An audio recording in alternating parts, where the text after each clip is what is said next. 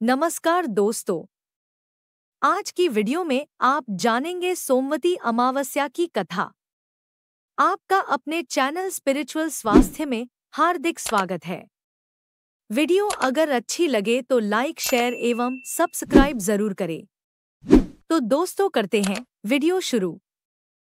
सोमवती अमावस्या की कथा। इस कथा के पाठ से मिलता है अखंड सौभाग्य का आशीर्वाद। सोमवती अमावस्या के दिन भगवान शिव की उपासना की जाती है।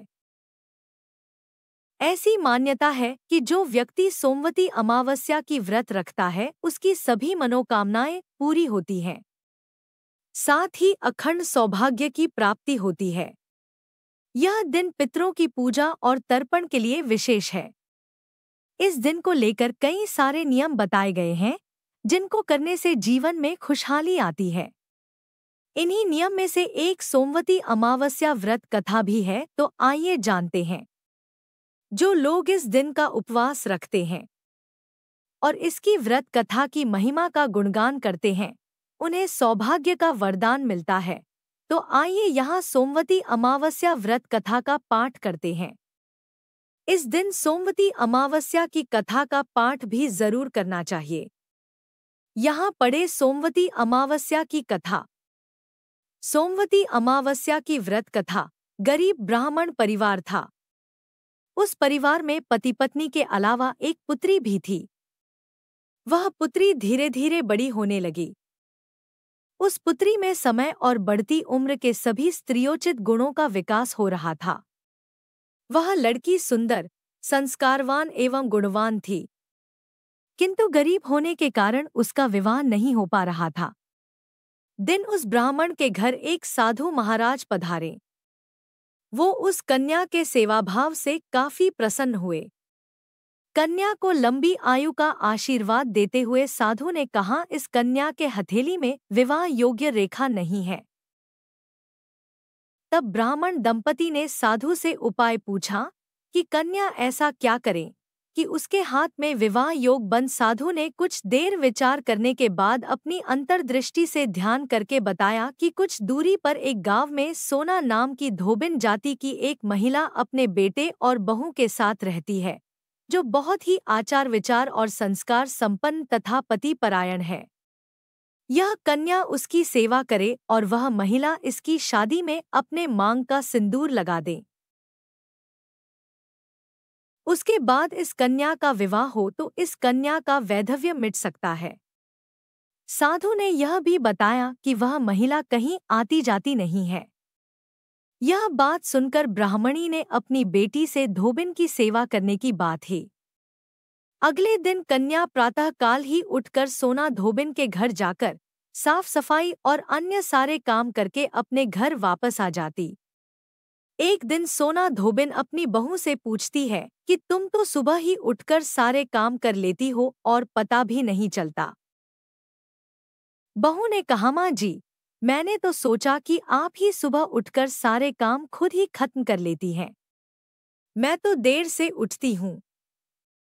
इस पर दोनों सास बहू निगरानी करने लगी कि कौन है जो सुबह ही घर का सारा काम करके चला जाता है। कई दिनों के बाद धोबिन ने देखा कि एक कन्या अंधेरे घर में आती है और सारे काम करने के बाद चली जाती है। जब वह जाने लगी तो सोना धोबिन इसके पैरों पर गिर पड़ी।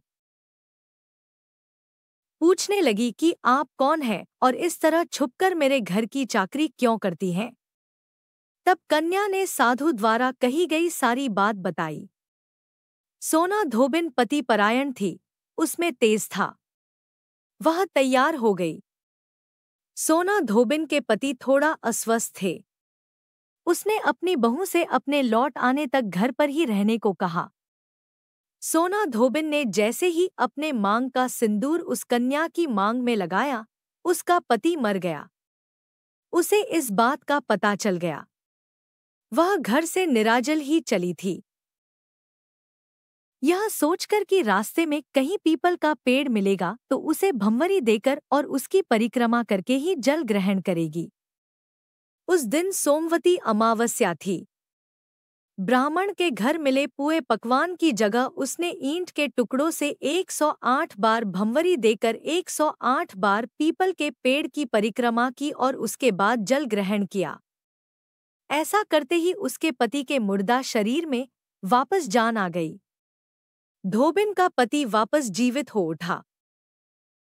इसके बाद साहूकार की बेटी ने सोमवती अमावस्या का व्रत किया और विवाह करके सुखी जीवन व्यतीत किया। अमावस्या कैसे करें व्रत और पूजन, जानिए। हिंदू धर्म में अमावस्या विशेष धार्मिक महत्व रखती है। खासकर सोमवती अमावस्या के दिन सुहागिन महिलाओं द्वारा अपने पति की दीर्घायु कामना के लिए व्रत रखने का विधान है। इस दिन मौन व्रत रहने से सहस्र गोदान का फल प्राप्त होता है, ऐसा पुराणों में वर्णित है। विशेषकर सोमवार को भगवान शिवजी का दिन माना जाता है, इसलिए सोमवती अमावस्या पर शिवजी की आराधना पूजन अर्चना उन्हीं को समर्पित होती है। इसीलिए सुहागिन महिलाएं पति की दीर्घायु की कामना करते हुए पीपल के वृक्ष में शिवजी का वास मानकर उसकी पूजा और परिक्रमा करती हैं। सोमवती अमावस्या पर करें 5 सरलतम उपाय। पुराणों के अनुसार अमावस्या के दिन स्नानदान करने की परंपरा है। वैसे तो इस दिन गंगा स्नान का विशिष्ट महत्व माना गया है, परंतु जो लोग गंगा स्नान करने नहीं जा पाते वे किसी भी नदी या सरोवर तट आदि में स्नान कर सकते हैं तथा शिव पार्वती और तुलसी जी का पूजन कर अमावस्या का लाभ उठा सकते हैं। मंगलवार को आने वाली अमावस्या को भौमवती अमावस्या के नाम से जाना जाता है। इस दिन भी निम्नानुसार पूजन करना फलदायी रहता है।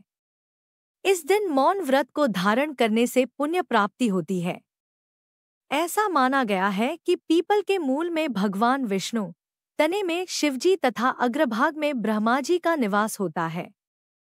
अतः इस दिन पीपल के पूजन से सौभाग्य की वृद्धि होती है। अमावस्या के दिन की यह भी मान्यता है कि इस दिन पितरों को जल देने से उन्हें तृप्ति मिलती है। अमावस्या के दिन पीपल की परिक्रमा करने का विधान है। उसके बाद गरीबों को भोजन कराया जाता है। महाभारत काल से ही अमावस्या, विशेषकर सोमवती अमावस्या पर तीर्थस्थलों पर पिंडदान करने का विशेष महत्व है। अमावस्या के दिन 108 बार तुलसी परिक्रमा करें। अमावस्या के दिन सूर्य नारायण को जल देने से दरिद्रता दूर होती है। जिन लोगों की पत्रिका में चंद्रमा कमजोर है, वह जातक गाय को दही और चावल खिलाएं तो उन्हें मानसिक शांति प्राप्त होगी।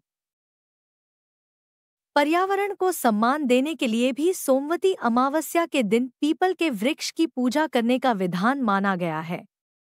अमावस्या के दिन पूर्वजों का तर्पण और उनके नाम का दान करने का महत्व है। अमावस्या के दिन भगवान शिव और माता पार्वती की उपासना की जाती है। इस दिन अमावस्या व्रत सुनना भी शुभ माना जाता है। तो आइए सुनते हैं अमावस्या व्रत कथा। इस दिन पीपल के वृक्ष की उपासना की जाती है।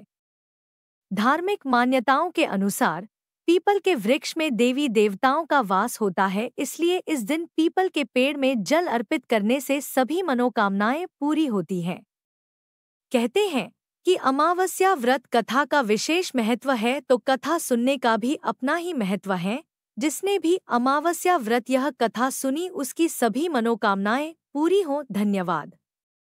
वीडियो देखने का बहुत बहुत धन्यवाद। अगर जानकारी अच्छी लगी हो तो कृपया लाइक, शेयर एवं सब्सक्राइब करें। मिलते हैं नेक्स्ट वीडियो में।